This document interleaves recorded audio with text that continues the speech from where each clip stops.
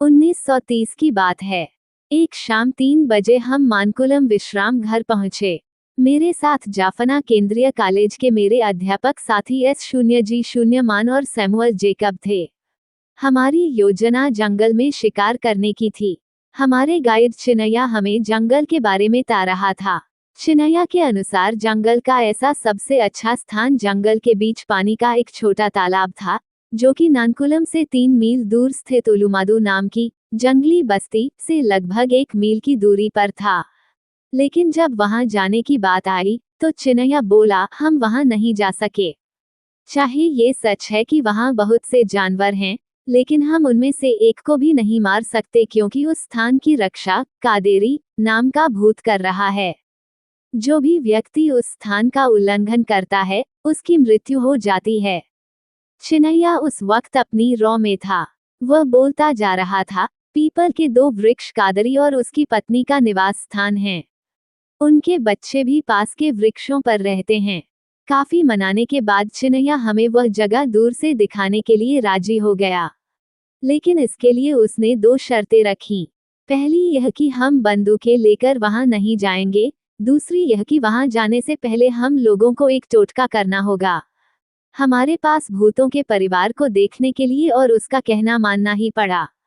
हम लोग खाने के पश्चात रात्रि में 9 बजे चल पड़े। चिनैया ने अपने हाथों से हमारी कलाइयों पर हल्दी के पत्ते बांधे। जंगल में दाखिल होने से पहले उसने एक बार फिर देखा कि हल्दी के पत्ते कलाइयों पर मौजूद हैं या नहीं। अंधेरे, सुनसान और जोकों से भरे हुए जंगल में से 1 मील पैदल चलने के बाद हम खुले स्थान पर पहुंचे। हमें वहां ठहरने के लिए और लपटे छोड़ रहे उन वृक्षों की ओर देखने के लिए कहा गया, जो कि 100 गज की दूरी पर चमक रहे थे। चिनैया ने जो कुछ कहा था, वह बिल्कुल ठीक था। वहां लगभग 30 वृक्ष थे, जिनके तने चिंगारियों की तरह चमक रहे थे। मैंने दूरबीन से देखा और जो कुछ मैंने देखा वह इतना सुंदर नजारा था, जिसको मैं जिंदगी भर नहीं भूल सकता।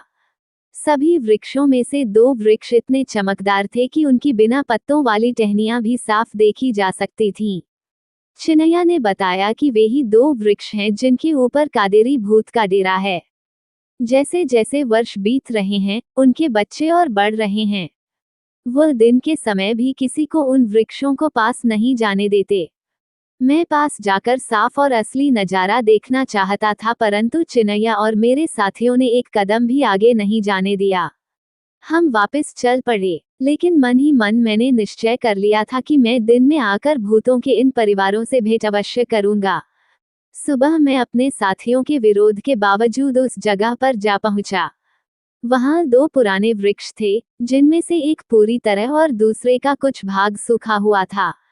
दक्षिण की ओर बहुत से वृक्ष सूखे हुए थे, परंतु दोनों सूखे वृक्षों में पीला रंग इनसे भी ज्यादा था। मैंने चाकू की सहायता से वृक्ष का कुछ छिलका और लकड़ी काट ली और रास्ट हाउस वापस आ गया। अगले दिन उस लकड़ी और छिलके को मैं जाफना कॉलेज की वनस्पति विज्ञान की प्रयोगशाला में ले गया। सूक्ष्मदर्शी द्वारा देखने से मैंने पता लगाया कि पीपल के छिलके पर पीला रंग एक विशेष प्रकार की फंगस के कारण पैदा होने लगा था। ये किसी भी प्रकार से कोई अजीब बात नहीं थी, क्योंकि संसार में बहुत से ऐसे वृक्ष हैं, जिनके ऊपर फंगस पैदा होने के कारण प्रकाश पैदा होता है। छिलके की बाहरी सतह फंगस के पैदा होने के लिए बहुत ही उपयुक्त स्थान होता है। प्रत्येक किस्म की फंगस में से रोशनी उत्पन्न नहीं होती। रोशनी पैदा करने वाली विशेष किस्में चाहे प्रयोगशाला में हो, चाहे किसी वृक्ष पर, वे रात को रोशनी पैदा करती हैं। इसका कादेरी या किसी और भूत प्रेत के साथ कोई संबंध नहीं होता। इस फंगस की तरह ऐसे बहुत से वृक्ष और जानवर हैं जो रात के समय रोशनी देते हैं। इनको प्रकाश उत्पन्न करने वाले जीव और वृक्ष अधिकतर समुद्र में ही रहते हैं, इसलिए अधिकतर लोग इनसे अनभिज्ञ हैं। पृथ्वी पर रोशनी पैदा करने वाले जीवों में से सबसे आम मिलने वाला जीव जुगनू है। कुछ और जीव भी घने जंगलों और अंधेरी गुफाओं में देखे जा सकते हैं। जुगनू एक भंवरा है, कीट नहीं। सिर्फ नर जुगनू ही उड़ सकता है। मादा जुगनू पृथ्वी से और वृक्षों से चिपकी रहती है। नर और मादा प्रकाश द्वारा एक दूसरे को अपनी ओर आकर्षित करते हैं। बहुत से बैक्टीरिया भी रोशनी देते हैं। गल रहे प्रोटीन जैसे मछली और मांस इत्यादि में ऐसे बैक्टीरिया उत्पन्न हो जाते हैं जो रात के समय प्रकाश पैदा करते हैं। न्यूजीलैंड में कुछ गुफाओं के भीतरी भागों में दीवारों के ऊपर इस प्रकार के बैक्टीरिया बड़ी मात्रा में पैदा होने के कारण रोशनी उत्पन्न हो जाती है, जिसे हम देख सकते हैं। कुछ कीटों के सिरों के ऊपर रोशनी के स्थान होते हैं। वे रात के समय जब चलते हैं तो इस तरह दिखाई पड़ते हैं जैसे कारें अपनी लाइटें जलाकर धीरे धीरे चल रही हों। भूमध्य सागर में एक ऐसा जीव होता है जिसके रहते हुए हिल रहा पानी ऐसे प्रतीत होता है जैसे चमक रहा हो। इस जीव को नौकटिलियुका कहते हैं। समुद्रों के तटों पर यह जीव अधिक मात्रा में एकत्र होने के कारण ऐसे दिखाई देता है जैसे आग लगी हो। जिस प्रकार जंगली लोगों को प्रकाश पैदा करने वाले वृक्षों पर भूत प्रेतों का डेरा दिखाई देता है, ठीक उसी प्रकार ही समुद्री मल्लाह और मछुआरे भी पानी में से उत्पन्न हो रहे प्रकाश का कारण भूत प्रेतों को ही समझते हैं।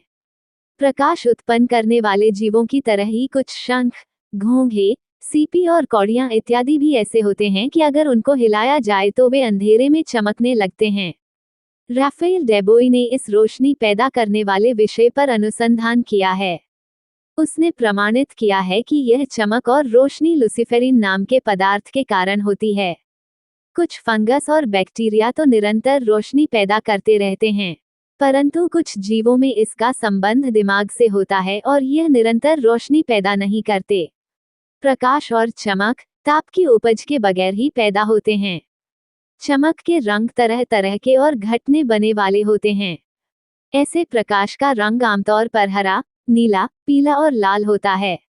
गहरे समुद्रों की कुछ मछलियों में चमक को बढ़ाने और कम करने की शक्ति होती है। उलुमादू जंगल के पालू वृक्ष जल नहीं रहे थे, ये चमक फंगस के कारण उन वृक्षों से पैदा हो रही थी। शायद ये चमक पहले सूखे वृक्षों से पैदा हुई होगी और बाद में इन वृक्षों से ये पास वाले वृक्षों पर फैलती चली गईं। इसी कारण गांव वालों ने सोचा कि कादेरी प्रेत के परिवार के सदस्यों की गिनती हर वर्ष बढ़ रही है। मनुष्य जाति की यह एक मानसिक कमजोरी है कि जिस घटना का कारण नहीं जान सकते, उसे भूत प्रेतों या किसी और चमत्कार से जोड़ देते हैं। इस अंधविश्वास के फलस्वरूप कई अजीब घटनाओं की मनगढ़ंत कहानियां दूर दूर तक फैल जाती हैं।